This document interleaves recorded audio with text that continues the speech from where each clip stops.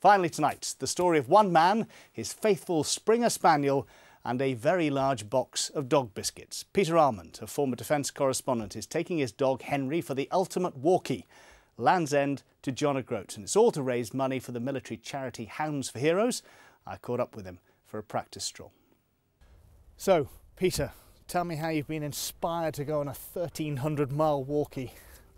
Well, this is something that I've always wanted to do. I've now got some time to do it, and I thought, well, go for it, but I don't want to do it on my own. So I wanted to do it for a reason besides just me. So I heard about Hounds for Heroes, which was this charity, new charity, just being set up to help service guys who've been injured, and for the emergency services too, police and fire. That's one of the reasons for doing it. Now, as a foreign correspondent, you know, you must have had a lot of contact with the military in your career. What kind of an impact did it have on you? I was a defence correspondent and foreign, as you say, from 1969 onwards, and I've been around all my working life. I've been with soldiers, sailors and airmen in various places, and the older that I get, the more that they are more like my sons. I see 19-year-olds, 18-year-olds, and I think, well, you know, I just love them. And if anything happens to them, it does hurt. It does affect me. I mean, journalists don't really get themselves personally involved in things, but this was something that I thought I could do to help. And if Hounds for Heroes can help just a few lads, you know, or girls, and wherever, then that's great. Well, for people who aren't dog lovers, just explain the difference that, you know, a faithful hound can make to somebody's life.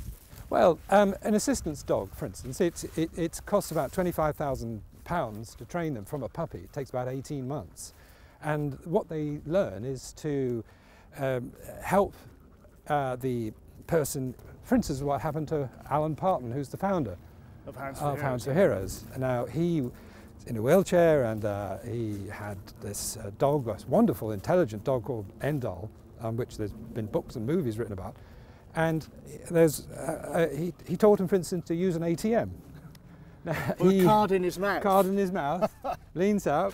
I don't know who pushes the buttons for the numbers. Not the dog, I suspect. Well, I mean, but it's something that is there. He puts the card in, the money comes out, takes the money, gives it back, shoves it in his pocket, the next thing. And that was actually seen by, totally unarranged by a newspaper reporter who made something of it. But apart from getting money out of cash points, they can raise people's spirits, can't they, dogs? Oh, I yes. know from being a dog owner myself. Yes. I mean, they're totally unjudgmental, and they're always there, etc.